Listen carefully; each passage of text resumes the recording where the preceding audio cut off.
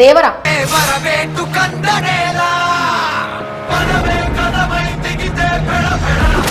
Triple R cinema తరువాత ఎన్టీఆర్ ప్రతిష్టాత్మకంగా చేస్తున్న చిత్రం దేవరా.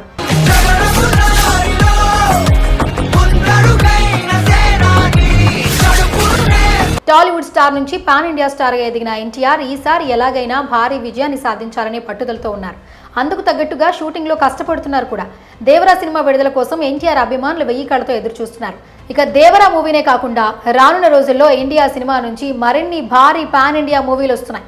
ఆల్రెడీ కల్కి 2898 తాజాగా భారతీయుడు 2 అంటూ పలు చిత్రాలు సౌత్ సినిమా మార్కెట్ నుంచి రాగా, నెక్స్ట్ కొన్ని నెలల్లో మరికొన్ని చిత్రాలు బిగ్ స్టార్స్ నుంచి రానున్నాయి. ఈ చిత్రాల్లో pan India hero man of masses NTR హీరోగా వస్తున్న చిత్రం దేవరా.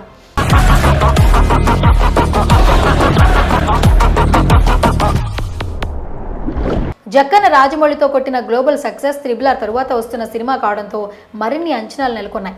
సినిమా షూటింగ్ మొదలు కావడం చాలా ఆలస్యంగా మొదలైంది. కానీ ఈ సినిమా కంటే ముందే మొదలైన పలు సినిమాల కంటే ఈ చిత్రం రిలీజ్కి వస్తోంది. ఈ రేంజ్లో దర్శకుడు కొరటాల శివ పక్కా ప్లానింగ్తో రిలీజ్కి తీసుకొస్తున్నారు. కానీ ఈ చిత్రం అనూహ్యంగా సమ్మర్ రేస్ నుంచి అక్టోబర్కి, అక్కడి నుంచి మళ్ళీ సెప్టెంబర్కి ప్రీపోన్ అయింది. ఇదిలా ఉండగా ఈ సినిమాలో ఒక పవర్ఫుల్ డైలాగ్ అంటూ ఒక లైన్ ఇప్పుడు సోషల్ మీడియాను చుట్టేస్తోంది. సినిమాలో ఎన్టీఆర్ పలికించే ఒక డైలాగ్ అంటూ ఒకటి వైరల్ అవుతుండగా, అదేంటంటే సాదా సీదా మగాళ్ళు కావాలా, ఈ ఊరిలో ఒప్పొంగే వీరుడు కావాలా అంటూ ఎన్టీఆర్ తన మార్క్ గాంభీర్యంతో చెప్పబోతున్నాడని ఇది ఇప్పుడు బయటకు వచ్చింది. దీంతో అభిమానుల్లో ఇది ఇట్టే వైరల్గా మారిపోయింది. దీంతో పాటుగా ఈ సినిమాకి మ్యూజిక్ సెన్సేషన్ అనిరుద్ సంగీతాన్ని అందిస్తున్నారు. తాను రీసెంట్గా అసలు దేవరా ఫ్లాట్ లైన్ ఏంటో లీక్ చేశాడు. దేవరా సినిమా అనేది పాతకాలంలో జరిగే కథ అని, ఇదొక సముద్ర నేపథ్యంలో అక్కడ ఉండే ట్రైబల్స్ థీమ్లో తెరకెక్కుతుందని తెలిపాడు.